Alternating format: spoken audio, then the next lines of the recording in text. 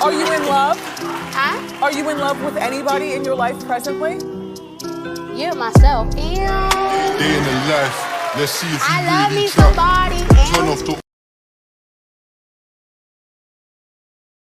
Girls up there, listen to me. I let my body hold me back for so long.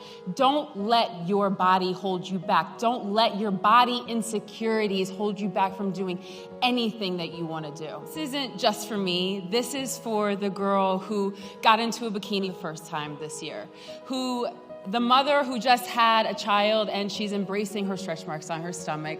For that girl who said, no, I'm actually not gonna lose weight for you, boyfriend. And for the woman who actually can look in the mirror and say, I love you and mean it. At the end of the day, I'm a good woman. I'm not perfect by any means, but my intentions are good, my heart is pure, and I love with everything that I have. So because of those things, I am worth it. I always have been, and I always will be.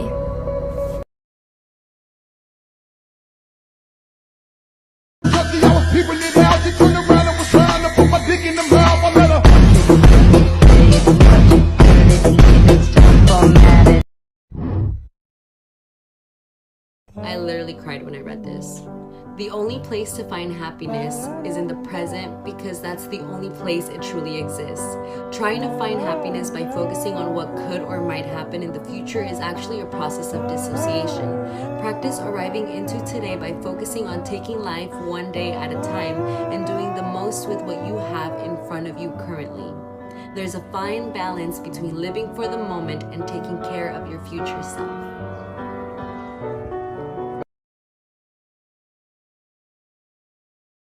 J'ai dit à ma femme avant d'être avec elle, je ferai n'importe quoi pour toi, excepté une chose. Je n'abandonnerai pas mes rêves. Si je dois abandonner mes rêves, je préfère être seul. Parce que si je laisse mes rêves, je t'abandonne aussi. Je vois tellement de personnes qui abandonnent leurs rêves pour leur femme ou pour leur mari. Je lui ai dit, si je dois être moins que ce que je veux devenir pour être avec toi, je ne peux pas te donner ça.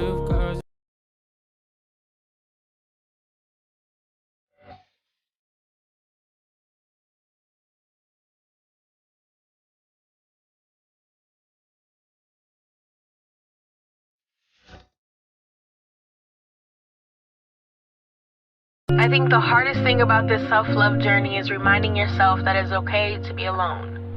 It's okay to not get the conclusion that you need, the closure that you want. Because sometimes people just leave. And sometimes you just need to heal.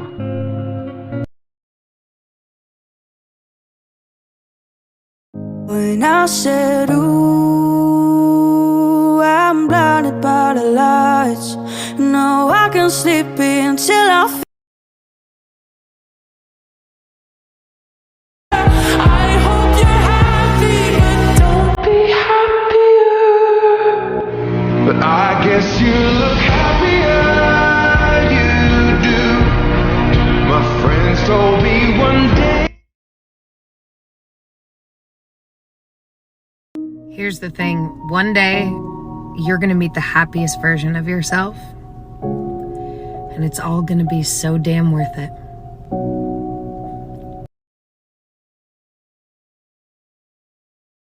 Don't ever, ever give anybody enough power to bring back the triggered, unhealed version of you when you've worked so hard to become better than that.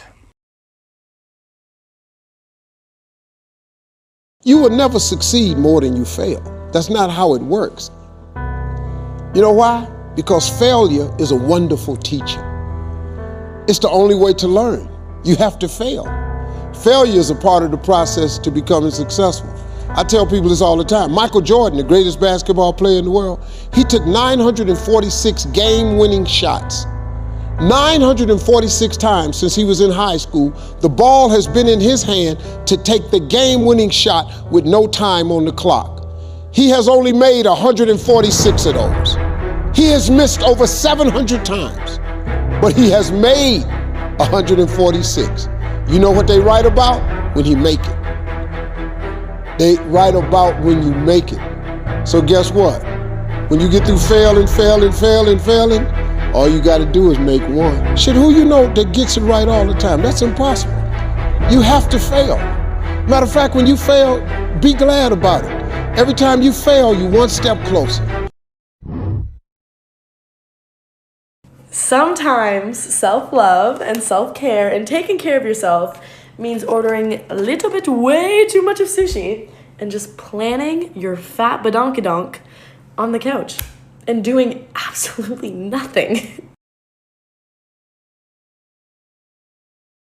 The next time you buy an airplane ticket, just ask for an upgrade. Pay a little extra money to fly first class. What it does is it conditions your mind. Once you get in first class and you see how wide the seats are, everybody get a washcloth, they got a menu, you get to decide what you want, all the drinks is free. Once you sit in first class one time, the next time you get on a plane, it's very difficult to walk past them seats. And then your mind starts thinking of ways to get back to first class. And guess what? That's what you start attracting to your life. And you start behaving and producing stuff to get you back into first class.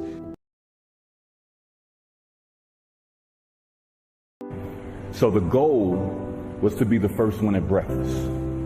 So I set my alarm. I make sure I'm up by sunrise. I get out of bed. I put on my gear and I head downstairs. But when I get there, Kobe's already there with ice packs on his knees, drenched in sweat. Now, it took me a minute to figure it out, but this guy wasn't only awake before me. He had already worked out. He had just played in the finals days earlier. Meanwhile, I'd been off for months and I was still exhausted.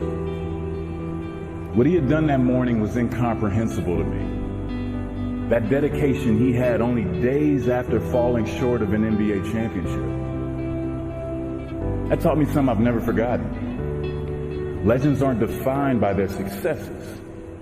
They're defined by how they bounce back from their failures. And that's what I hope to communicate to anyone watching this, especially the kids. Money will come and go. We know that. The most important thing in life will always be the people in this room. Right here. Right now. Salute, mi familia.